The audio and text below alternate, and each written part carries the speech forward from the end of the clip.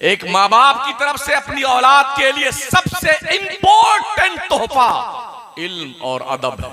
बेशक, सुभान अल्लाह, बेशक। इल्म सिखाओ अपने बच्चों को। कहतुर रिजाल का दौर चल रहा है।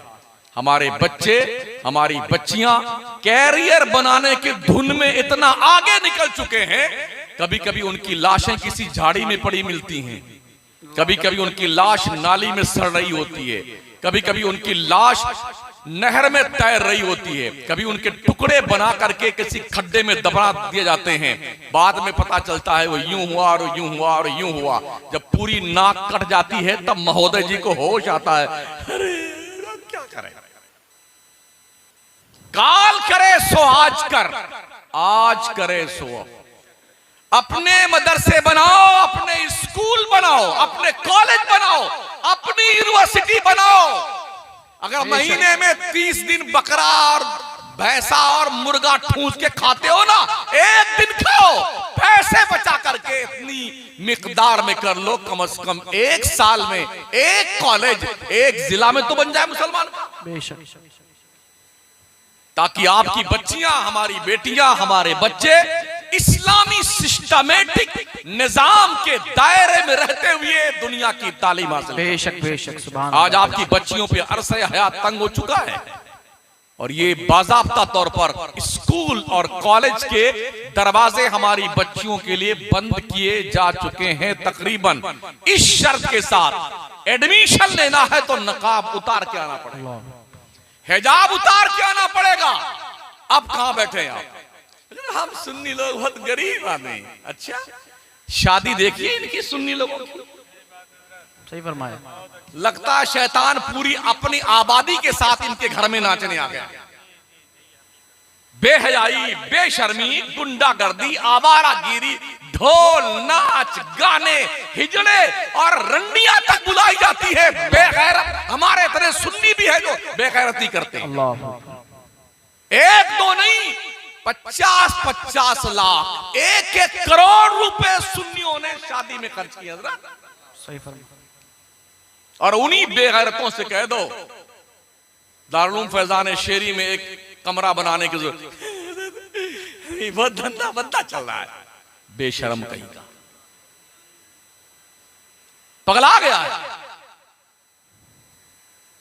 अभी एकदम नौजवान स्टूडेंट है, हमारी बिरादरी का नहीं, कलमा गो भी है, वेस्ट बंगाल का। उसने पढ़ने के बाद ऐलान किया हम अपने कौम के लिए एक कॉलेज बनाना चाहते हैं। हम मुसलमानों से पर हेड 100 रुपए का मुतालबा करते हैं। पता है 7 दिन में कौम ने 7 करोड़ रुपए दे दिए उसे। 7 दिन में इसी कौम ने 7 करोड़ रुपए दिए। उसने ऐलान किया कि अभी मुझे पैसे की जरूरत नहीं, जब फिर जरूरत पड़ी तो ऐलान करेंगे आप। क्या हम ऐसा कुछ नहीं कर सकते? ऐसे काम हम नहीं कर सकते हैं? आप 100 रुपए छोड़ दीजिए, पर हेड 1 रुपए का मुतालबा कीजिए, 1 रुपए का। अगर आप 20 करोड़ की आबादी मुस्लिम को मानते हैं जनरेशन, तो हम पर डे 20 करोड़ रुपए इकट्ठा करके 1 साल के अंदर एक यूनिवर्सिटी एक जिले में कायम कर सकते हैं। बेशक। कितने हमारे मुसलमान भाई हैं जो 100-100 रुपए का पान पूरी खा करके गुलाबी लाल बनाए गाल बनाए घूमते हैं, पिचकारी मार मार के मस्जिद की दीवार, मदरसे की दीवार, गुस्ल खाना, बैतुल खला ऐसा लाल पीला बना रखा है, लगता किसी जंगल के अंदर आ गए। गलत कह रहा हूं? बस चल जाए और उलमा इजाजत दे दें तो इफ्तार भी बीड़ी से करेंगे वो। अल्लाह। हाँ, ऐसा बेटे पेट पकड़ करके बैठे, यूं एक किया भागा सीधे बाथरूम में, यूं करता हुआ देखा है। करंट इश्यूज है ये। मैं कोई ऐसी बात नहीं करता जो बाउंसर जाए, मैं लॉजिक नहीं पेश कर सकता हूं, मैं वो हालात पेश कर रहा हूं जिसमें हम मुब्तला हैं। मुंबई के सरजमीन पर 1500 रुपए का एक पान चौपाटी में मिलता है। कुछ पगलों को ये कहते सुना मैंने कि आज मैंने 5 पान खाए हैं। 15 को 5 से गुणा कीजिए,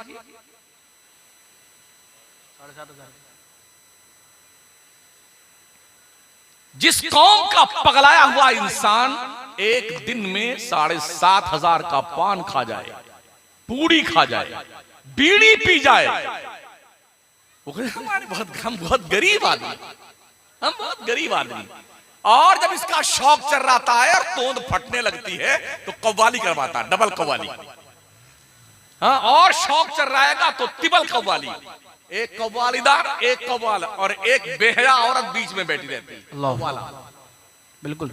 और इज्जतदार लोग इतनी बड़ी बड़ी दाढ़ी रखा करके, मुस्टंडे लोग भी यूं सामने बैठे हैं उस बेहया की बात सुनने के लिए।